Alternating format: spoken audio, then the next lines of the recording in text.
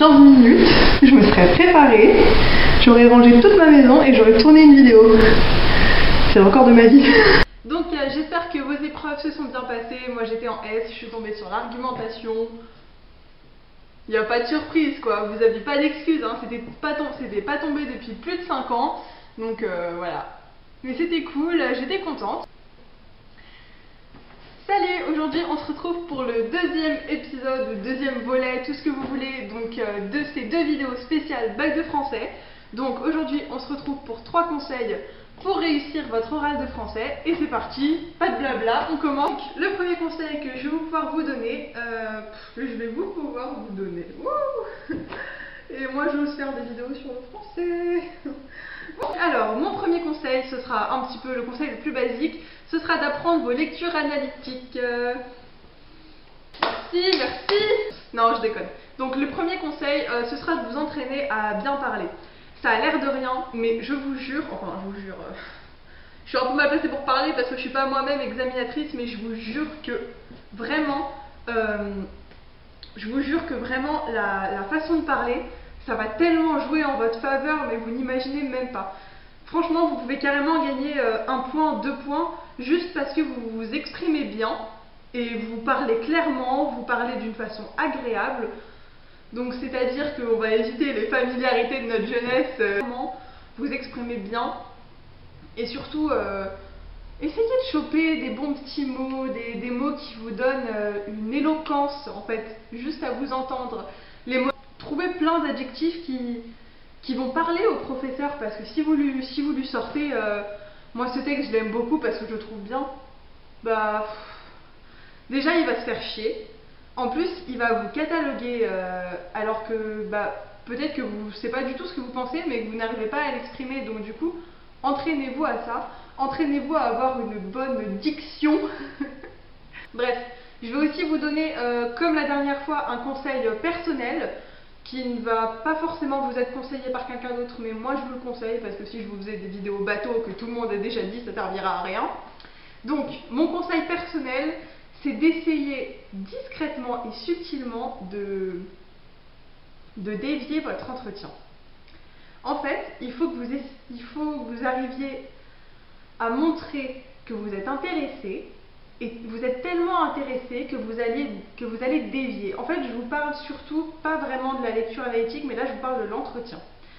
Quand votre examinateur va arriver aux questions de l'entretien, si vous êtes assez subtil, si vous êtes assez malin, vous pouvez faire en sorte de dévier les questions, de lui montrer que vous êtes intéressé pour qu'il en vienne à oublier les lectures, parce qu'il ne faut pas oublier que l'examinateur, il envoie des tonnes de personnes à la chaîne là, qui lui parlent peut-être des mêmes lectures complémentaires, et il en a marre. Et en vrai, il est vraiment content quand il a quelqu'un devant lui d'intéressé, et surtout, il va essayer de vous montrer intéressé, et comme ça, vous allez orienter les questions sur votre culture générale. Par exemple, je vais vous donner 2 exemples. J'étais persuadée, je suis encore mitigée, mais moi, à mes 2 bacs blancs de français, cette année, je pensais que j'avais eu beaucoup de chance, parce que j'étais tombée sur le professeur, sur les deux fois avec 2 profs différents d'ailleurs, qui ne m'avait posé aucune question sur les lectures complémentaires. Donc moi je me suis dit, oh, j'ai trop de chance, ça va pas m'arriver au bac, j'ai commencé à stresser évidemment, mais en fait, j'ai demandé à tout le monde autour de moi et vraiment j'étais la seule. Du coup je me suis dit, il s'est passé un truc. Ce qui s'est passé surtout, c'est que je suis tombée sur mes textes favoris. Et mes textes favoris, ils me passionnent clairement. Et le fait d'en avoir parlé, d'avoir dévié sur d'autres sujets un tout petit peu pendant ma lecture analytique, ça lui a fait me poser des questions, notamment sur ce que j'avais cité. Et surtout, c'est pareil, la première fois je suis tombée sur le roman, et la deuxième fois je suis tombée sur la poésie. Et la poésie, j'étais tellement en folie qu'elle a fini par me demander à l'entretien, est-ce que vous écrivez? Quels sont vos poètes préférés? Quels sont vos inspirateurs? Elle m'a demandé qu'est-ce que vous aimez dans la poésie. Enfin, c'était tout bénef quoi, parce qu'en plus je savais répondre. Surtout si vous tombez sur un texte que vous aimez, il faut le montrer, essayez d'être enjoué, d'être souriant, et surtout, au maximum, orienter les questions vers vous. faites en sorte que l'examinateur il se dise ah tiens, j'ai pas un robot qui me récite sa leçon, j'ai quelqu'un d'intéressé, et du coup, il va s'intéresser plus à vous qu'aux lectures complémentaires parce que clairement, il s'en fout un peu quoi. Alors, mon conseil numéro 3, c'est pas un conseil qui va être pour tout le monde. En fait, moi, c'est un conseil que je vais donner aux personnes qui sont des mémoires instantanées. Moi, je suis une mémoire instantanée, par exemple. C'est ce qui fait que j'ai pris de très très mauvaises habitudes durant toute mon année, c'est de réviser à la dernière minute, parce que quand je révise à la dernière minute, je suis très performante dans les heures qui suivent, mais après, par exemple, ça reste pas. Donc c'est le gros défaut des mémoires instantanées.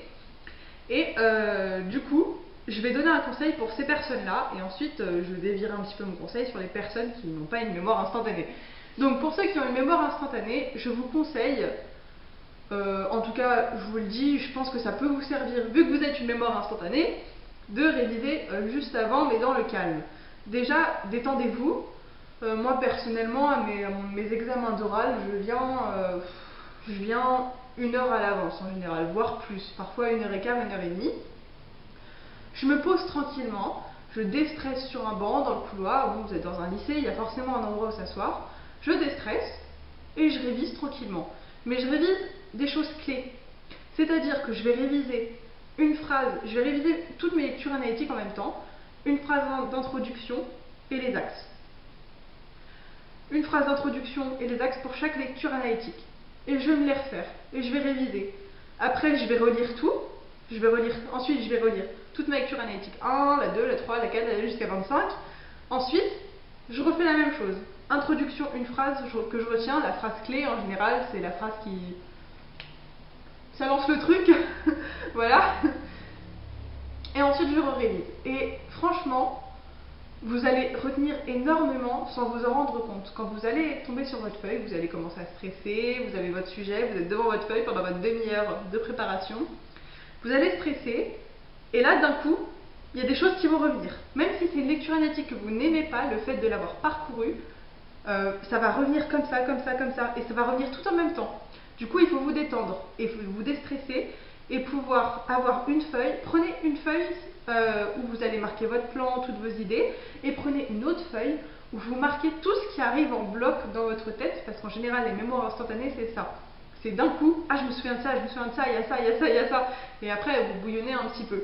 Du coup, vous avez votre feuille idée que vous allez casser, parce que vous allez avoir des trucs qui vont aller dans la conclusion, qui vont arriver, dans les axes, dans l'intro, donc partout. Donc séparez bien, séparez autant dans votre tête que sur votre feuille en fait. C'est un peu dur. Donc ça c'est pour les mémoires instantanées. Et pour ceux qui n'ont pas du tout de mémoire instantanée, en général, bon, bah, vous le savez et vous avez quand même révisé, bah, je vous conseille de passer une bonne nuit et de vous concentrer là-dessus en fait. Je vous conseille de prendre un bain la veille, de vous détendre, de vous relaxer, de bien vous mettre dans votre tête, parce que vous justement, quand vous n'êtes pas une mémoire instantanée, votre ennemi c'est plutôt le stress. Les mémoires instantanées, elles ont l'adrénaline juste avant qui monte et qui leur fait être très très productifs. Et les mémoires qui ne sont pas instantanées, j'ai pas vraiment de nom en fait pour ça, bah justement le stress vous bloque.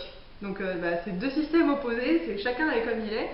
Et du coup, je vous conseille vraiment de vous détendre au maximum, d'aller serein à votre examen et surtout de ne pas réviser avant parce que justement ça fera monter le stress d'un coup et c'est vraiment pas ce qu'il vous faut. J'espère que ces conseils vous auront aidé, j'espère que ces conseils vous auront plu et surtout je vous souhaite bonne chance. Si vous avez aimé cette vidéo, n'hésitez pas à mettre un petit pouce bleu. Si tu n'es pas encore allé voir ma précédente vidéo sur le bac de français, même si ton bac de français est déjà passé, tu peux toujours aller la regarder. Tu peux aussi t'abonner à ma chaîne, ça me ferait très plaisir. Et moi je vous fais des gros bisous et bonne chance!